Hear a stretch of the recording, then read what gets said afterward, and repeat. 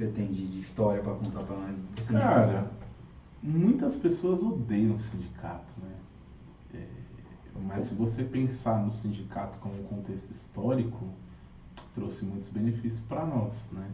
Ah, mas o sindicato tira dinheiro do trabalhador. Assim, eu acho que você não conhece nenhum tipo de segmento que não se beneficie de alguma forma daquilo que ele está propondo, né? De que ele está fazendo. Assim, para a gente falar que o sindicato é defasado, eu concordo 200%, né? Realmente. Mas a gente tem que pensar no contexto histórico do sindicato, das melhorias, dos benefícios que trouxe. O colaborador não tinha vale transporte, por exemplo, né? É que assim, toda vez que você toca no assunto sindicato, você está meio que trazendo isso para um cunho político. Não é essa a ideia, já deixando bem claro, mas as pessoas associam muito, né? Essa é a ideia, mas eu estou me candidatando aqui. Inclusive, votem. Então, assim, o sindicato tem a sua importância. Eu acho que o momento que a gente está passando ele é importante também para que o outro lado faça um reajuste, assim, repense as ideias, repense a forma com que as coisas estavam acontecendo, porque infelizmente assim o colaborador por si só ele não tem voz. Se você hoje a legislação permite, por exemplo, que você negocie seu próprio banco de horas, mas quantas pessoas você conhece que faz isso?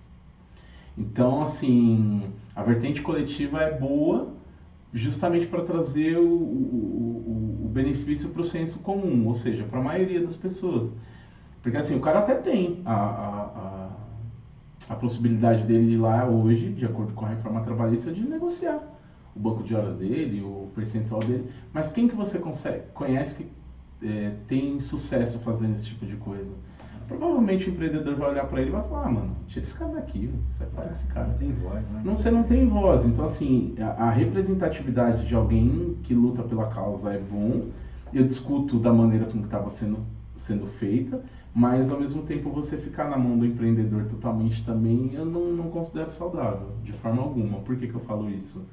Porque o outro lado também, e vocês que são empreendedores sabem o tanto de conta que vocês têm e tudo mais, vocês também não vão querer pagar um monte de coisa para um colaborador, até porque precisa existir um equilíbrio financeiro. Sim. Então, você passar por um lado que não está afim de te pagar muita coisa também, não sei se é a saída, né? Então, reconhecer a importância que o sindicato tem é bom, mas a gente, obviamente, tem que ficar alerta da forma com que as coisas acontecem, né? Quando teve aquele esquema lá de ser optante ou não pelo sindicato, isso, diminuindo a contribuição. Exato. Nossa empresa, na época, a maioria optou para sair fora, né? Sim, é uma coisa que vai passando o tempo e você não passa a deixar de enxergar benefício naquilo. Mas, por exemplo, as empresas...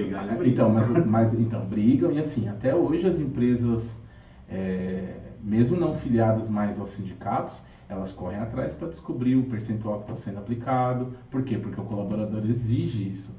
Ah, não vai ter reajuste de salário esse mês? Porque, em tese, da forma com que nós ficamos, sem o sindicato, não existe reajuste. Entendeu? Salvo uma mobilização coletiva.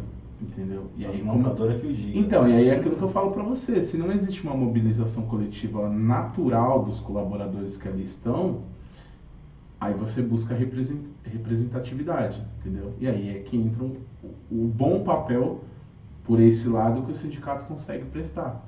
Porque é aquilo que eu falei, a figura do sindicato hoje, por mais que não tenha tanta força, ela ainda gera a questão do colaborador, do empregador se coçar e falar assim, não, deixa eu ver quanto que está dando de reajuste aqui, porque o próprio colaborador vai lá no sindicato perguntar, mesmo ele tendo deixado de fazer a contribuição, ele ainda vai atrás perguntar, quanto que teve de reajuste aí, porque minha empresa até agora não tem nada. Então, ainda existe essa questão, a questão da metalúrgica ainda está muito ligada à questão sindical. A Toyota entrou semana passada em greve por conta de reajuste. Eu não sei se o sindicato também, se alguém souber aí e quiser falar, não tenho certeza se o sindicato está ligado a isso, mas eles fizeram um protesto ontem para voltar a trabalhar, porque eles estavam propondo a fechar a fábrica. Então, aí você pergunta... Mais uma fábrica que o ABC ia perder. Aí você pergunta se o cara que é bancário, se ele quer perder o sindicato. O metroviário, se ele quer perder. Então, assim, bons sindicatos, assim, bons que eu digo, e eu não vou discutir questões de ordem posicionamento, enfim. Mas eu estou falando, sindicatos que trazem benefícios de maiores reajustes, de maiores benefícios, de PLR, essas coisas, para alguns segmentos, essas pessoas não querem perder. Entendeu? O bancário não quer perder o sindicato, os caras fazem greve. É a força deles, não tem exatamente. Então, assim, o que eu discuto mesmo é a qualidade, né? Inclusive, eu vou criar um sindicato, pessoal. Eu já falei isso lá no serviço do RH. Nós somos um departamento muito abandonado pela força que a gente tem, né? Falo brincando, obviamente, mas eu acho um absurdo o RH não ter um sindicato, né? A gente não tem um piso, a gente não... Assim, um sindicato específico, né? Porque a gente acaba absorvendo, teoricamente, o sindicato da empresa que a gente está trabalhando. Sim. Mas... Você acha que o profissional é desvalorizado? Sem dúvida. Foi uma pergunta que eu fiz, né, para a professora que veio aqui na quinta-feira. E ela acha muito que os professores são muito desvalorizados e é interessante. É que você falar que você é desvalorizado é chovendo molhado, né? Você sempre vai achar que você está sendo desvalorizado, mas é aquilo que eu falo para você. Falta um padrão.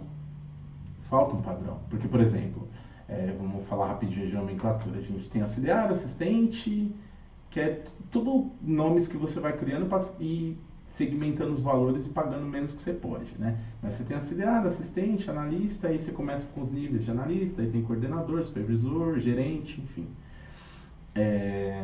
E tem uma disparidade muito grande. Eu já fui e já vi, por exemplo, um assistente de um lugar que ganha muito mais que um analista em outro, entendeu? Aí você vai falar, tá, mas depende do segmento da empresa. Mas você precisa seguir um padrão. Sim, você está falando de um profissional de extrema importância para o seu segmento. É o coração da empresa, né? É uma pessoa, assim, eu não digo só coração, eu digo que é uma pessoa que ela pode te dar muito prejuízo por falta de conhecimento. Muito prejuízo. Muito. Entendeu? Desde não fazer um estorno de uns cartões de benefício que ele pegou e não usou, né, para fazer abatimento de nota, e você de repente está com 15, 20 mil parado numa gaveta. Então, assim, são coisas que as pessoas precisam ter essa expertise, essa capacidade lógica de raciocínio, só que tem que ser por um preço justo, é inegável que tem que ser por um preço justo. Então, nós termos um piso, eu acho que é o básico, é o mínimo. É importante, você falou, ter uma classe, não de classificação, ter um parâmetro, assim, porque serve até de motivação, né? Aí você conversa com um rapaz que trabalha na uma outra empresa, a mesma função que você, vamos supor que ganha e fala, caralho, tô lascado aqui. Então tem que sair daqui, já cria uma insatisfação, né? Sim.